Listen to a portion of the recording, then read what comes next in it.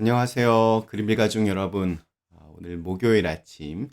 네, 오늘도 이렇게 매일 한 말씀으로 또 오늘 하루를 시작하는 모든 분들에게 우리 주님의 치유하심과 또 자유케 하심이 우리의 삶 가운데 밝히 드러날 수 있게 되기를 간절히 기원합니다.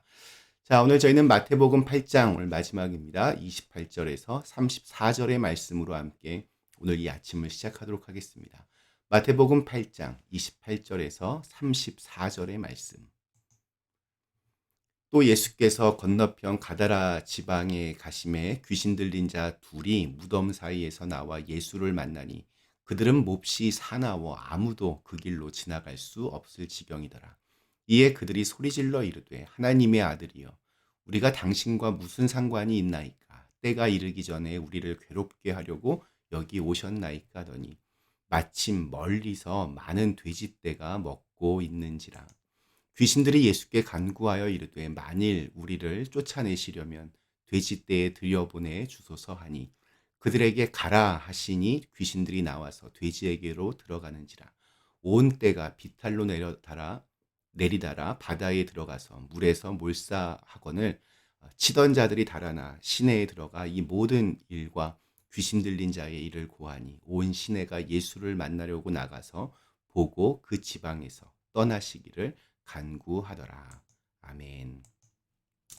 네, 예수님이 제자들과 함께 폭풍우가 몰아치던 갈릴리 호수를 건너 찾아간 곳은 이방인의 땅, 가다라 지방이었습니다. 마태복음과 또 누가복음에는 거라사라고 그렇게 되어 있습니다.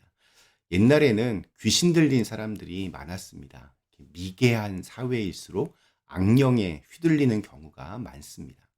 오늘 읽은 말씀에서 예수님은 귀신의 지배를 받고 있던 사람 2명을 구해 주셨습니다. 그들은 무덤 사이에서 살면서 매우 사나운 행동을 취하며 사회와 격리된 모습을 보여줍니다. 무덤은 사람이 살지 않는 곳입니다. 마을 사람들은 통제할 수 없는 그들을 무덤으로 이렇게 쫓아낸 겁니다. 사람이 사람 구실을 하지 못하면 우리는 그와 같은 사람을 향하여 짐승만도 못한 사람이라고 이야기합니다. 그것은 사실이었습니다.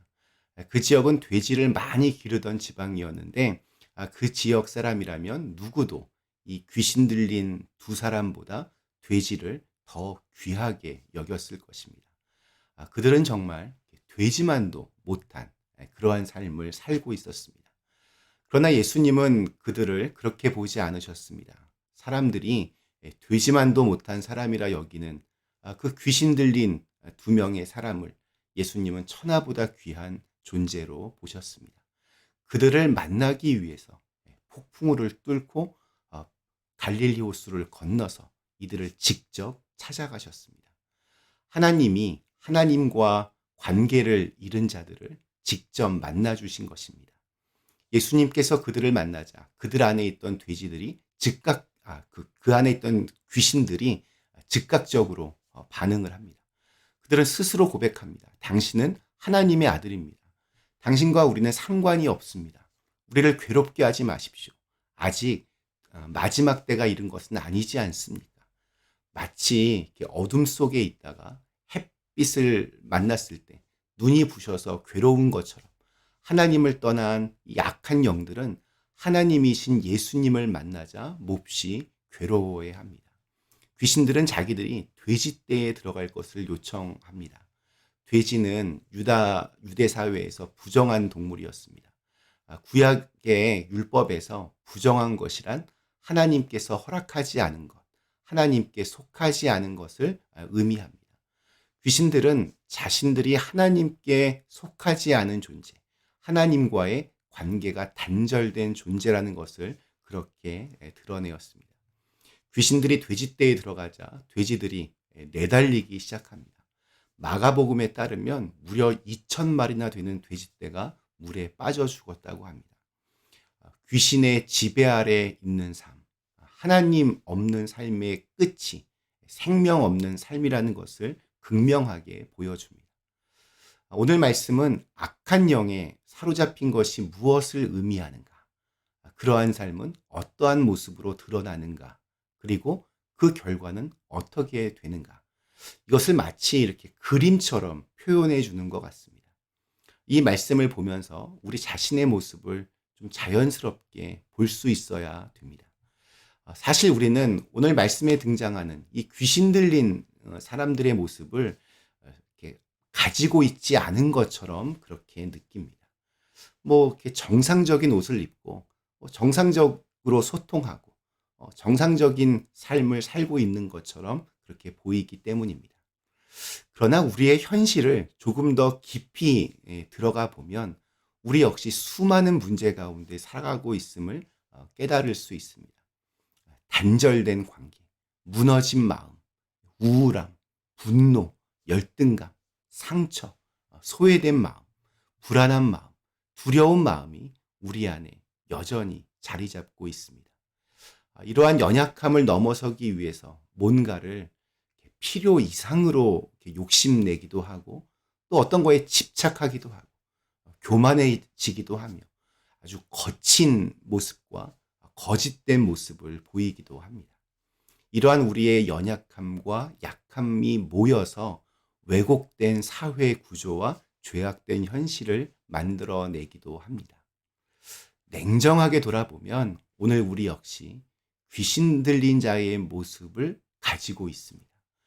우리가 주님의 빛 아래에 거하지 않는다면 우리 역시 하나님 없는 삶, 단절된 삶을 살아가기 때문입니다. 귀신 들린 자들의 모습은 우리의 모습을 조금 더 강렬하게, 적나라하게 드러냈을 뿐입니다. 오히려 우리는 하나님 없는 상태에 살면서도 마치 아무렇지도 않은 것처럼 그것을 덮고 또 가장하며 살아가고 있을 뿐입니다. 오늘 말씀에서 좀 우리가 또 눈여겨보아야 할 것은 마을 사람들이 모두 나와서 예수님께 떠나달라고 간청하는 장면입니다. 왜 그랬을까요? 이런 사건 한 번 더 생기면 동네가 남아나지 않을 거라고 생각했을 것입니다. 그러니까 한 영혼이 구원받는 거에 대해서는 안중에도 없습니다. 그들에게 중요한 것은 오직 재산, 돼지였습니다.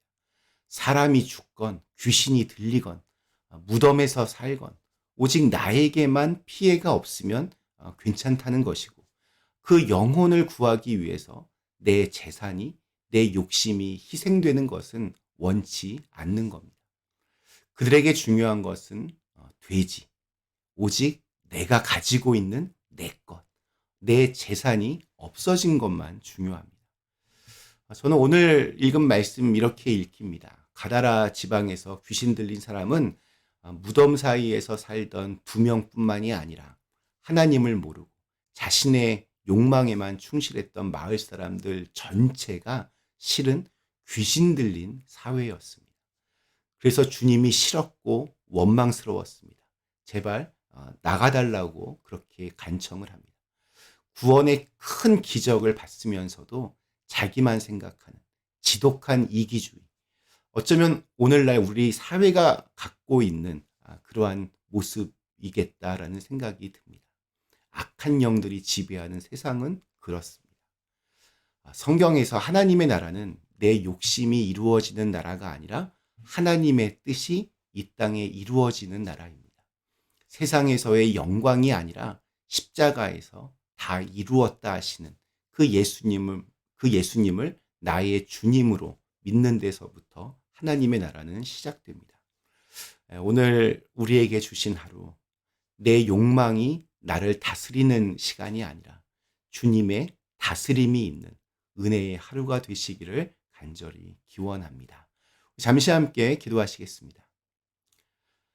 사랑의 하나님, 오늘 예수님은 수많은 병자들을 고치시고 그 고난 몸을 이끌고 폭풍우를 뚫고 갈릴리 호수를 건너 귀신 들린 사람, 되지만도 못한 이들을 고치시기 위하여 그들을 만나셨습니다. 그 영혼을 향한 주님의 사랑의 마음이 너무나 참 감사하게 다가옵니다. 또한 그럼에도 불구하고 자신의 욕망 때문에 욕심 때문에 재산이 없어진 것 때문에 그렇게 예수님을 나가라고 했던 마을 사람들 그 모습도 또 오늘 우리에게 있는 것 같습니다. 주님, 저희가 내 욕심이 나를 다스리지 않게 하시고 하나님의 다스림이 있는 그런 하나님의 나라가 우리의 삶 가운데 임하게 하여 주시옵소서. 예수님의 이름으로 간절히 기도드리옵나이다. 아멘.